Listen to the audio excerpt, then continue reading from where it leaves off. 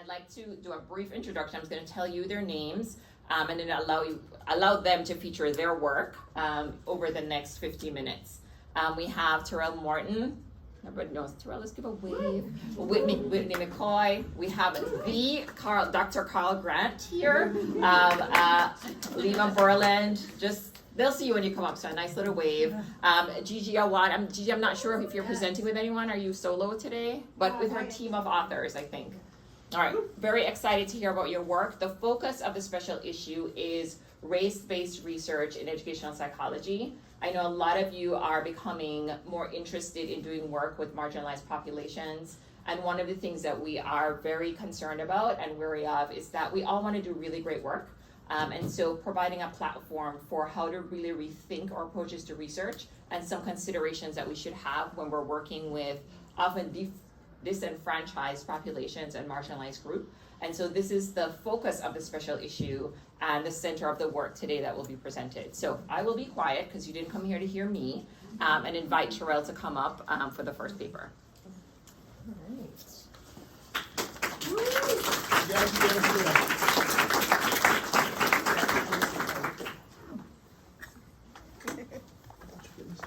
All right.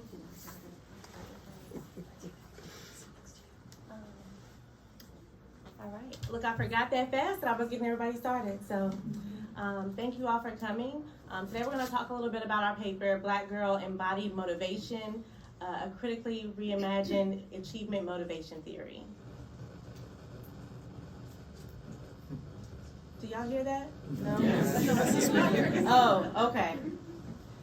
All right, so when thinking about our theory and where we decided to come from and build this theory, we know in educational psychology that traditional theories and frameworks often do not focus on racialized individuals, especially when it comes to achievement motivation theories, and different theories in the field actually utilize white samples to actually build those theories, right? And so for decades, for centuries, we've been utilizing those theories and using that work that has been based on white populations to make decisions and different determinations about Black people and other populations more specifically. But here, we're actually going to talk a little bit about Black girls and why it's really important to think about extending the theorizing that we've been doing for centuries in educational psychology and building upon other educational psychology researchers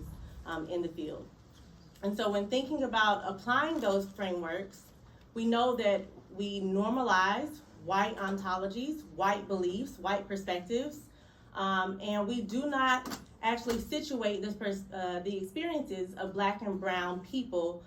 We actually think about white norming when we're doing that work. And so with our work, we look to utilize anti-racist scholarships to use race-focused and race-reimaged constructs by Dr. Dupree Gumby and Kumar, but also Schetz in 2014. And so with that work, many of you I know have read that work, focuses on racial identity and socialization, but also thinking about how we can reconceptualize these traditional theories to reconsider the sociocultural understandings of this population. And so more importantly, when we're trying to build upon this, what we want to do is we want to think about how we can think about the knowledge that has already been built in the field to drive a new generation to challenge the work, right, and the inequity that we see when focusing on this population.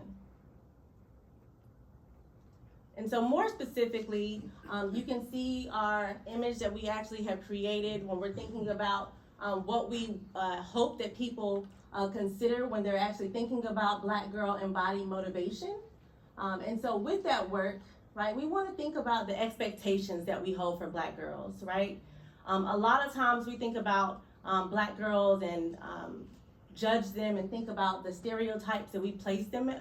And we want to make sure that we are centering our work around Black joy, right? Because our identities as Black girls, because I am a Black girl, our identities are actually very intersectional in the way that we think, the way that we live, the way that we navigate the world that we actually live in. And so we want to think about gendered racism. We want to consider biases, right, that we should actually challenge in the field. We want to think about different environments that we're actually in. We want to think about space, place, time, and how that all influences how we're actually interacting in spaces. We also want to think about structural inequity in the systems that we actually live in when it comes to politics, schools, environments, and also just thinking about the multiplicative consciousness that we actually have in terms of Black girls. So the schematic that Whitney just talked you all through is kind of how we're picturing Black girl embodied motivation as a theoretical concept or frame that can be used and applied.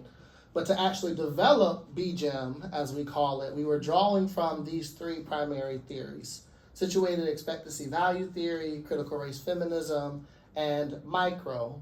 And so what we thought about when we think about situated expectancy value theory is how this particular framework, we kind of broke it down into four kind of components, even though I don't know if Eccles and Whitfield would agree with that or not.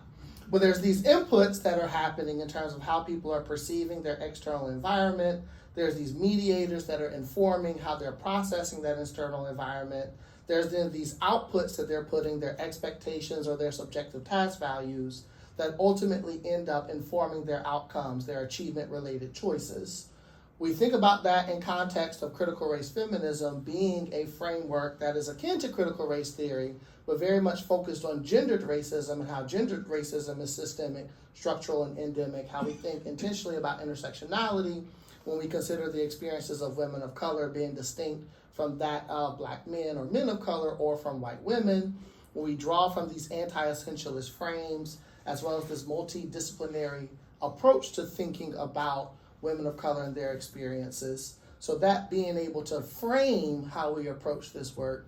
And then micro, Leonie Andreani Rogers, coming out of developmental psychology, was really teasing out the relationship between the macro system and the everyday micro level experience. And how does that macro system become a micro system? Naming it micro with the A and I to really show how racism can shape the everyday experiences, to really question power within decision making, to really think intentionally about the intersections of inequities, and how to really try and decenter a US-centric approach to even theorizing human development.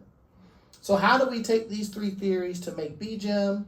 Well, first, we went through what I call a distillation process, my chemistry background coming in the back, where we extracted those core concepts of situated expectancy value theory.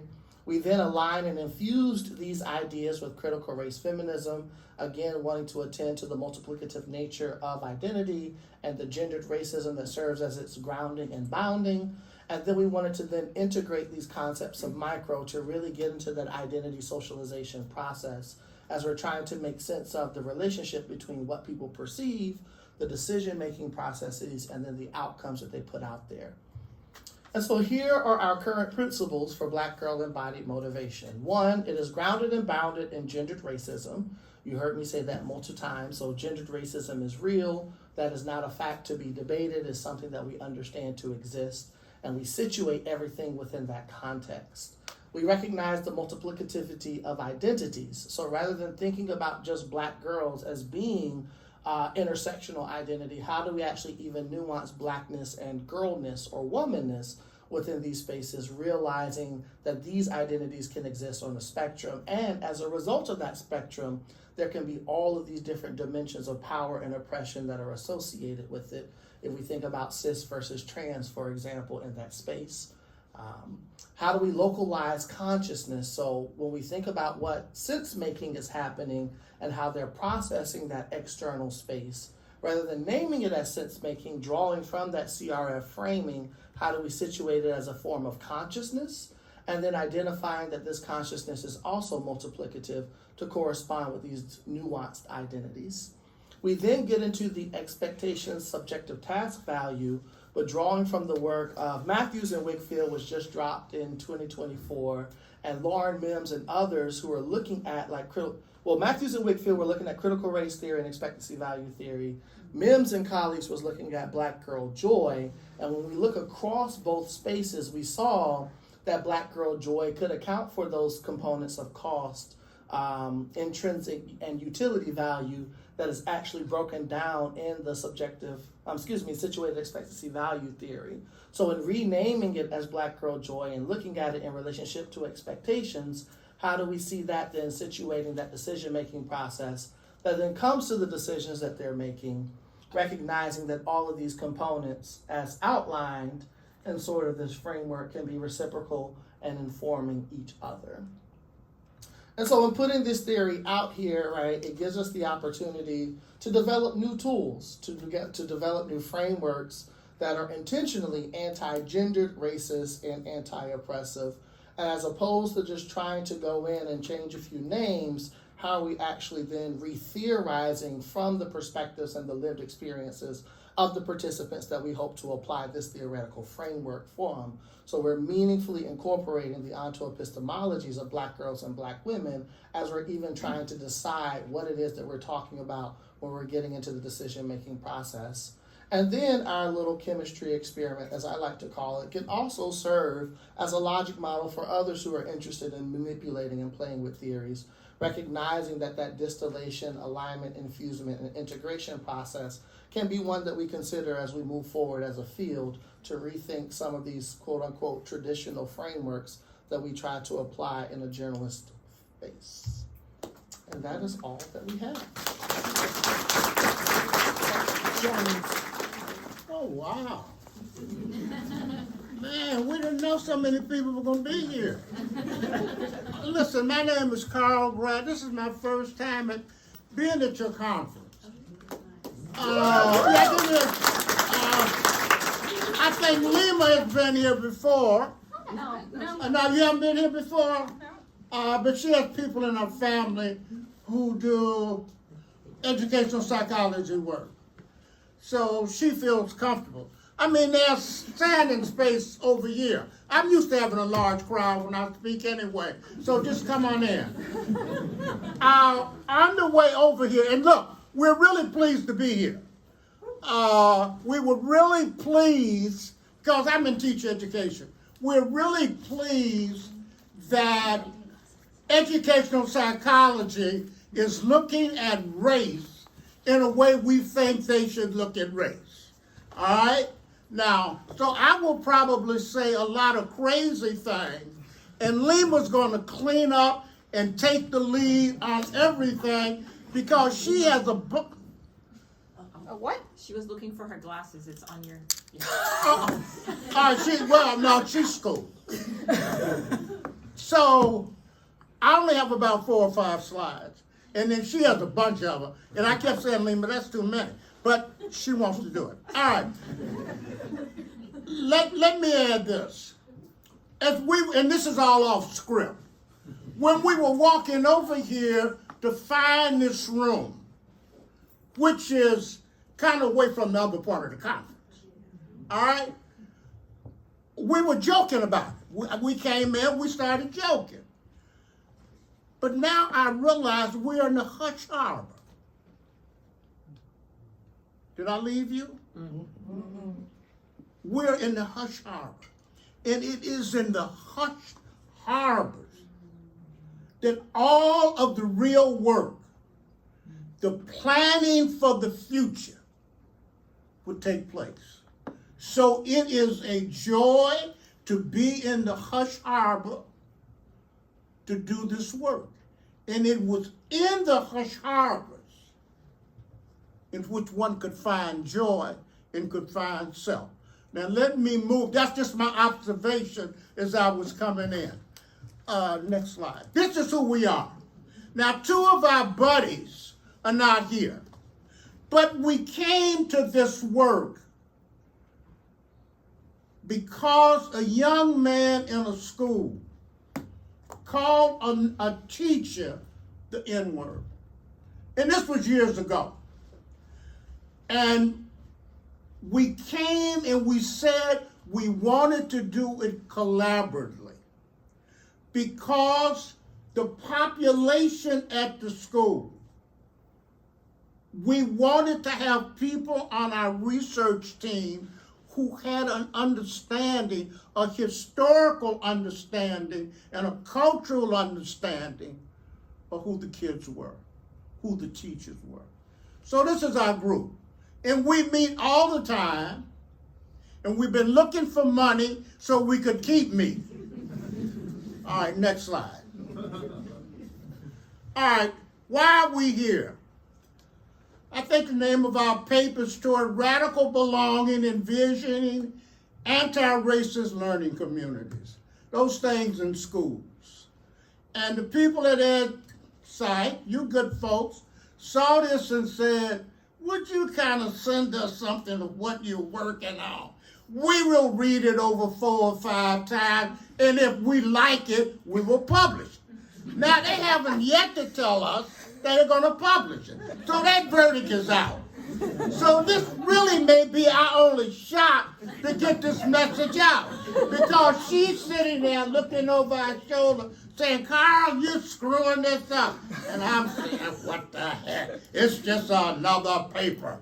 All right, so in order to write this, the group said to me, Carl, why don't you take the first shot at it? I said, no. Because these 3 people I work with, everything I write, they want to throw it back at me because they don't know any better.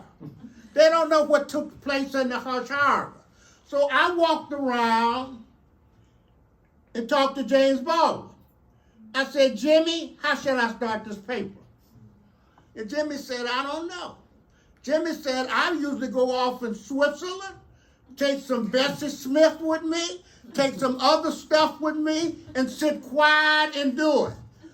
I said, Jimmy, you got a point there. So then I said, oh, Jimmy, you did a talk for teachers. And this is what we're going to use. So you have to read this. You have to publish it so they can read it.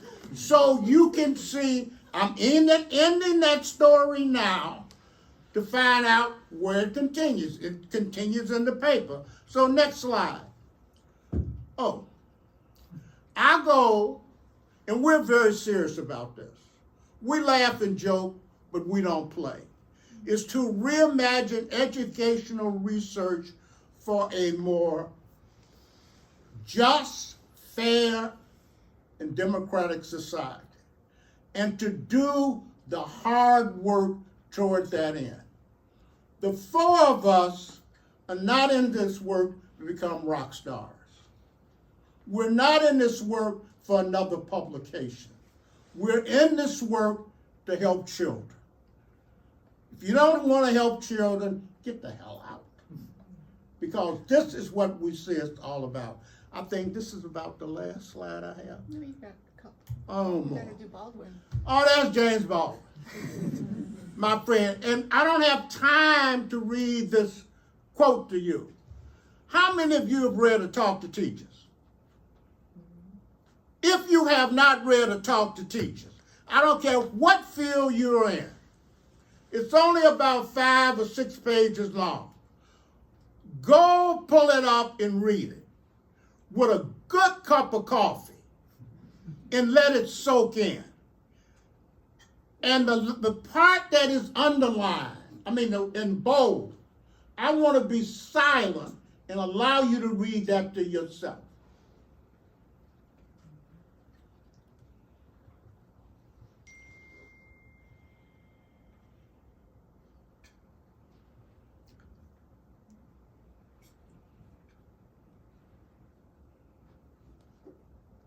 You finished? If not, I hope you're not. So you pick it up and read it when you get home. Next slide. And my last slide, then I'll sit down and be quiet.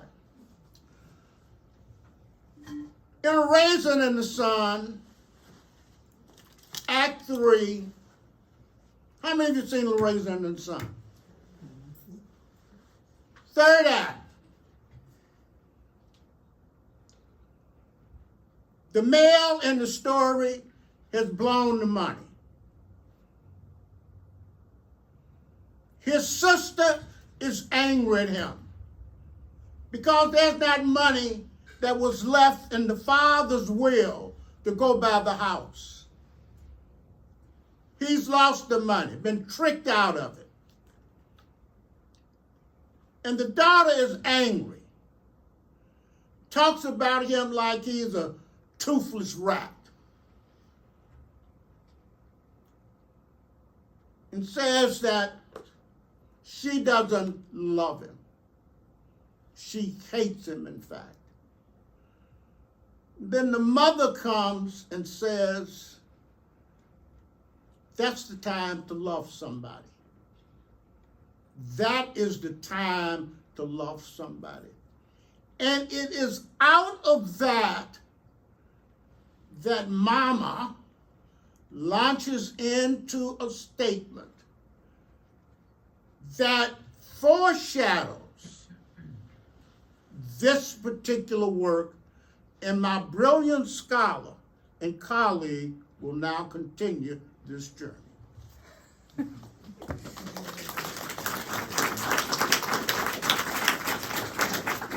Oh, you didn't need to clap. Save it for all of us. But I don't want you just to clap when we finish. You rise up and celebrate. Thank you, Carl. I want you all to know that I am not as entertaining, but I'll do my best. So Carl brought this quote to the group. We've been working together through numerous books that Carl has written. I don't know how he does it, but he has written, I think, 3 or 4 books since our group started working together. And when we were working on this particular paper, he was working on a book about Lorraine Hansberry and A Raisin in the Sun. And he brought us this quote. When you start measuring somebody, measure him right, child, measure him right. And that struck a chord with us, and it's that I want to talk about today. The question is, are we measuring right as educational researchers? Carl said that we're not educational psychologists. I've never been here either. But we are educational researchers, and we're all in this room with a common goal. And so as educational researchers, are we measuring right? And when I think about what it would mean to measure right, I want us to think about this article that Robert Lake Thorne, also known as Medicine Grizzly Bear, published in Education Week in 1990. He framed this article as a letter to his son's teacher. And in the beginning, he said he discussed his son as a typical Indian boy. And he asked why the teacher had described him as a slow learner. Y'all should read this letter when you read A Talk to Teachers. It is phenomenal, and I can't get into the depth of it here. But I want to say that he discussed many aspects of his son's early years and learning, and he connected what he was learning from his community and his interactions with his family to the learning goals of the kindergarten class. And he said, you don't see it because it looks different. And I want to draw attention to this last line. That he said that his son had to attend the white people's educational system, learn your language, your values, your ways of thinking, and your methods of teaching and learning. What he's saying here is, you're not measuring him right. When you call my son slow, you're not measuring him right. You are valuing different things. You don't see what I see. And so from this, that's funny. That's just all we're gonna get. So from this, we identified 2 pieces of what it would mean to measure students right. And it means measuring what is meaningful in a nutshell, right? Measuring the aspects of the child, of the community that are meaningful to those people. So recognizing the value in the humanity of those being measured, as Paulo Freire reminds us, we need to respect the particular view of the world held by the people that we are educating. We cannot stand as outsiders and say, follow my way of educating. I think the talk that we just listened to from Terrell and Whitney is a fabulous example of doing exactly that. The good side. I don't know if that was clear. The second piece of this is that in order to do so, those being measured must be part of the education and the research process. How can outsiders come in and measure right and identify what should be measured? We need to be speaking to the community that we're working with. So with this more concrete definition of Lorraine Hansberry's idea of measuring right, are we doing it? I would say historically no. And in fact, the APA would say historically no, given the letter that they recently published. Instead, educational psych is known for creating measures designed to identify differences that are used to create hierarchies, make judgments about individuals and communities, and to drive educational movements. As a result, we currently have schools that largely work to shrink difference, assimilating students into one way of doing things, one way of being. And these measures are likely part of the reason that Robert Lake Thorne's son was labeled as slow. More specifically, I would say that rather than recognizing and valuing the humanity of the people we are measuring, we tend to simplify and the complex, negating the knowledge, the culture, of the participants in their communities. And rather than partnering, we tend to position researchers as above and outside to make more objective judgments. Are we measuring right now and in the future? This room tells me yes, or we're moving that way. So specifically in our paper, we talk about two concrete strategies. We talk about radically re-envisioning the goals of ed research, like radically reimagining what expectancy value theory means and looks like in different communities, and radically re-envisioning the research relationships, rejecting research that positions the researchers as experts. I was going to give an example, but now I'm not, because I always felt like I didn't know enough about the educational psychology work we were trying to discuss.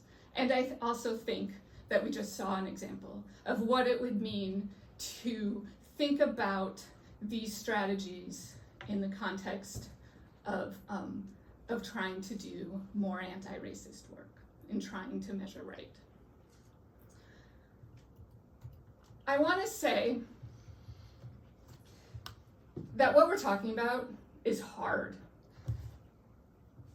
Very hard. I'm going to put up the previous slide, the example. I hope you guys just don't read it, but I need it for my notes about what I was going to say about it being hard, if you'll excuse me.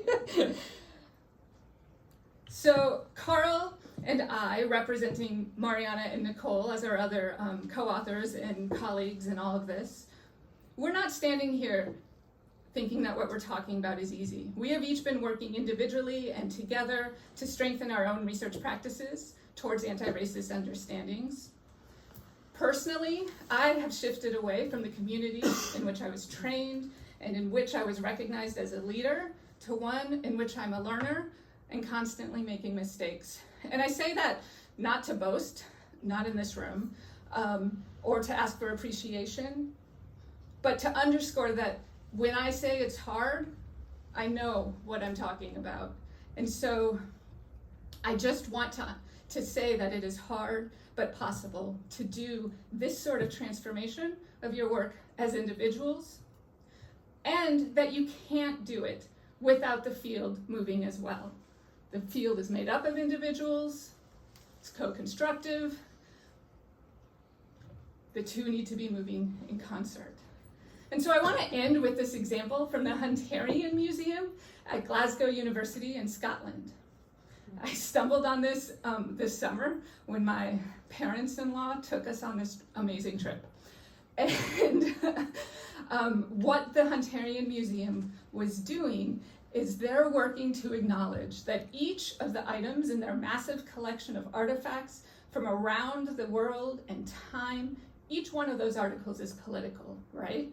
And so the museum is currently working with community members, positioning them as museum curators to determine what items to display, what items never to display, they make that explicit, and how to tell the story of what they're displaying and why.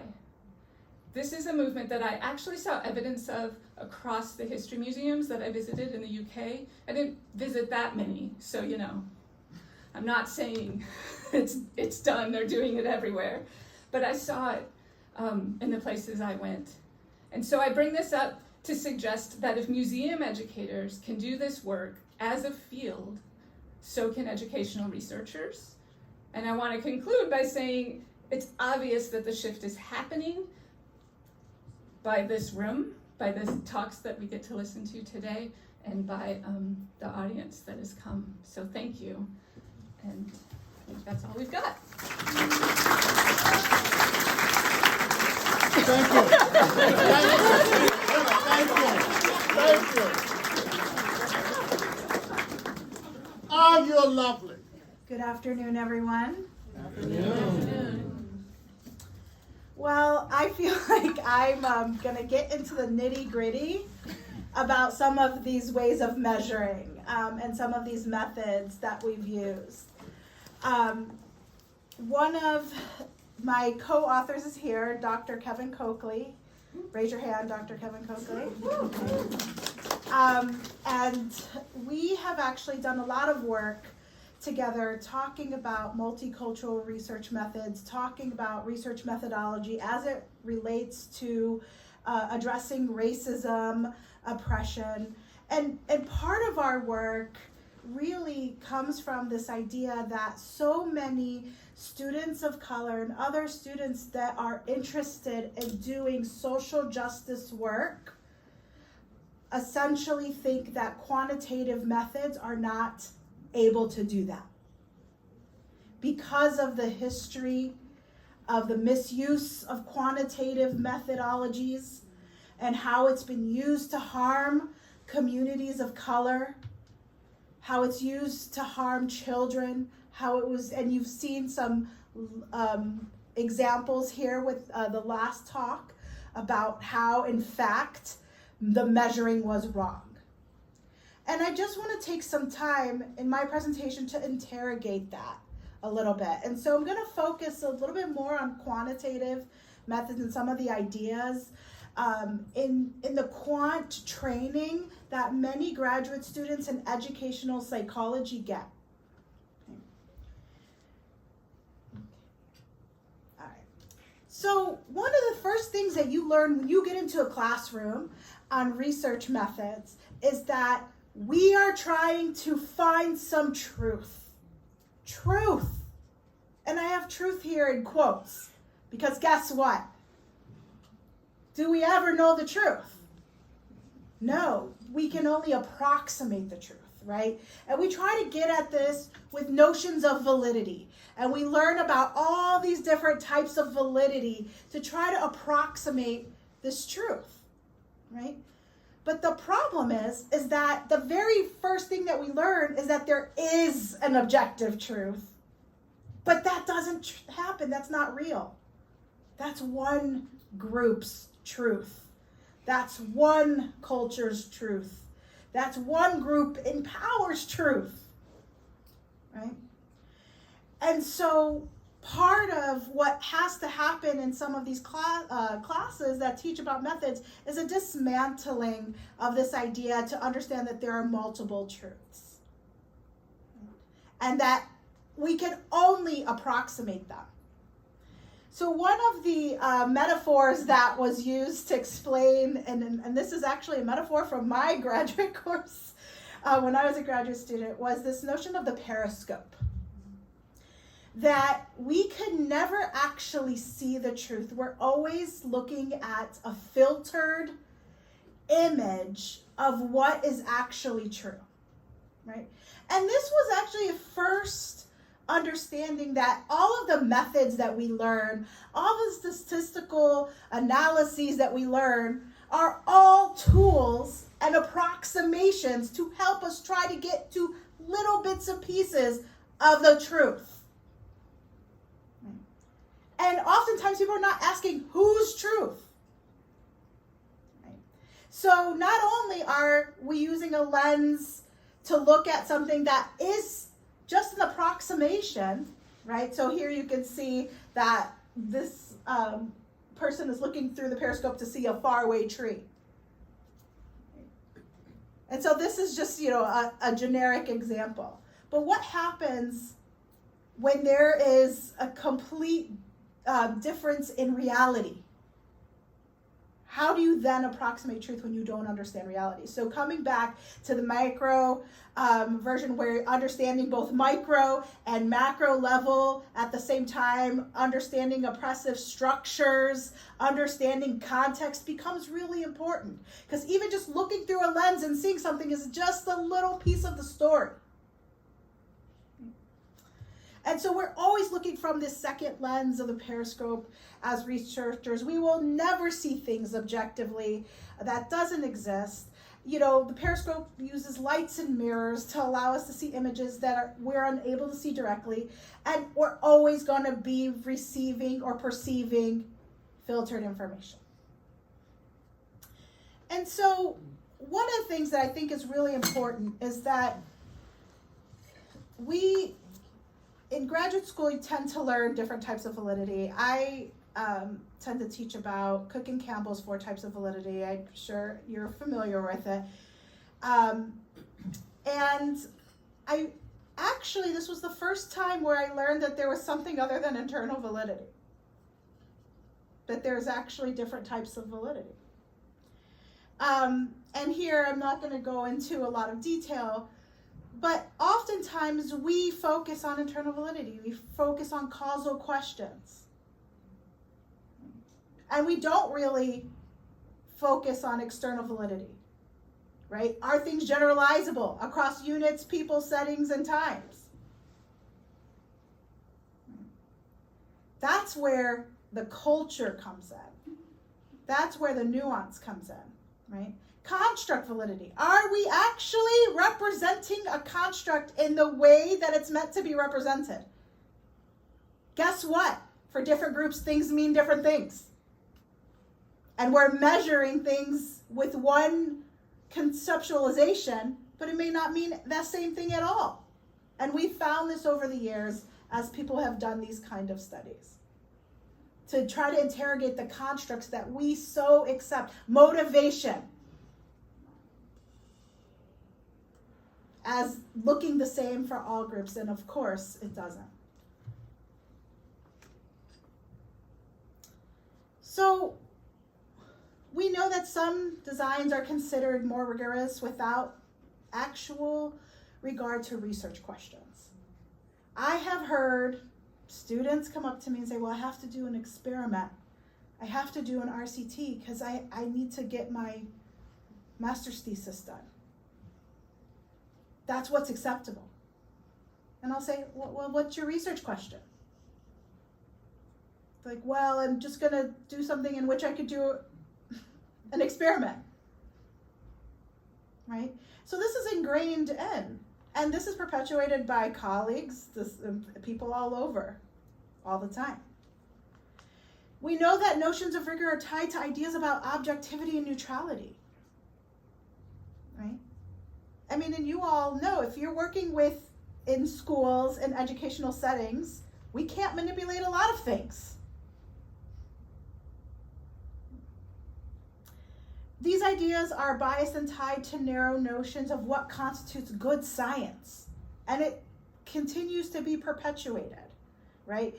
They're biased and they favor a Eurocentric social context that fails to adequately understand diversity and context. And it keeps on getting perpetuated.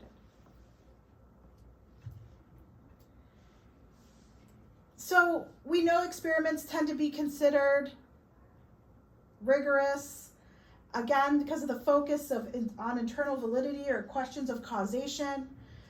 And when you do this, you're essentially sacrificing generalizability just for the sake of control. And we know, ethically, there are a lot of things we can't manipulate, and especially within educational research. It is unethical to manipulate things, right? So we use different methods to try to, quote, approximate still some of these causal links. But here's the thing. External validity and a focus on external validity has actually helped to shift the focus and understand the limitations of focusing solely on causal questions. It helped uncover biases in educational and psychological research where people started to test theories to see if they truly were generalizable to other populations, to other contexts, to other communities. And sometimes they were, and sometimes they weren't. But the assumption that there's a standard human has been an ongoing problem. And this is, unfortunately, a conversation or / argument that I've had with many of my educational psychology colleagues. Where I say, well, have you tested for differences within your sample? Oh, we know it doesn't matter. Did you test for differences within your sample? Why are you combining all these groups together? Right? And once folks started to do that, we started to then understand the nuances and understand cultural context and racialized experiences.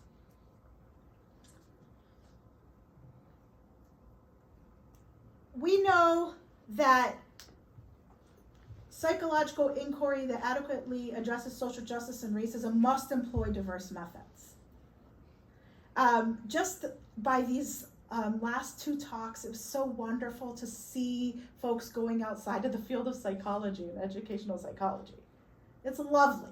Psychologists have a bad habit of acting like they discovered things that have already been found in other fields. It's bad.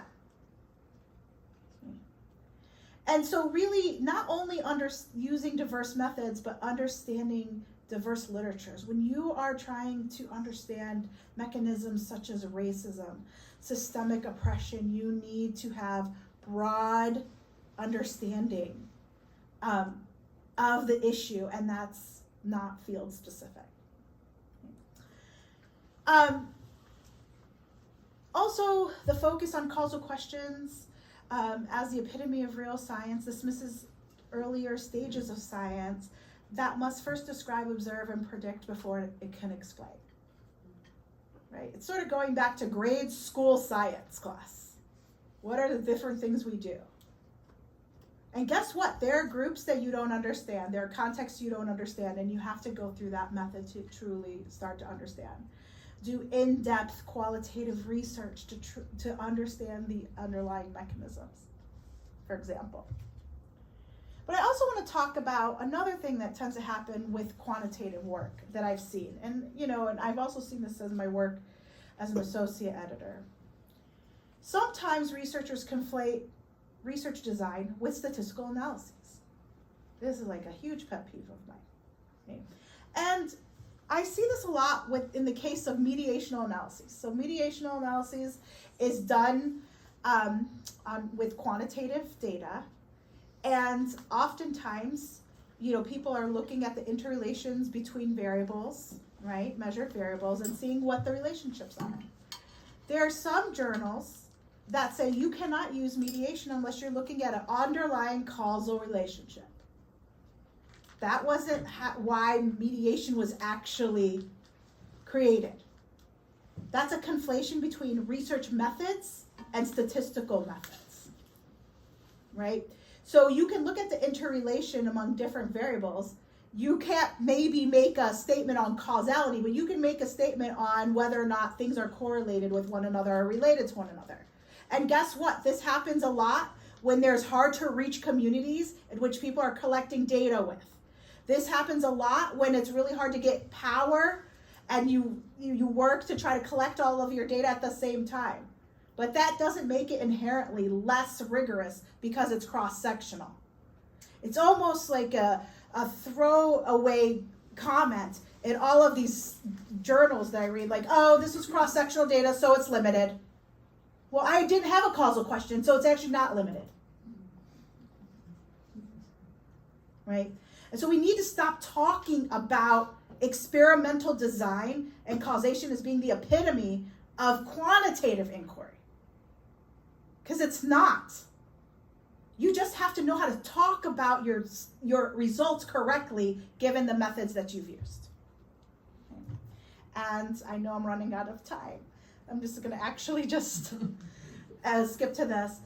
Really, it should be your research methods have to be guided by your research questions. I know it sounds basic, but you should use the method that is going to answer your question. If that's qualitative, if that's quantitative, whatever it is, but that is how it should be guided, not based on what you think is rigorous or what you think society thinks is rigorous. Okay, that's it. That's all I got.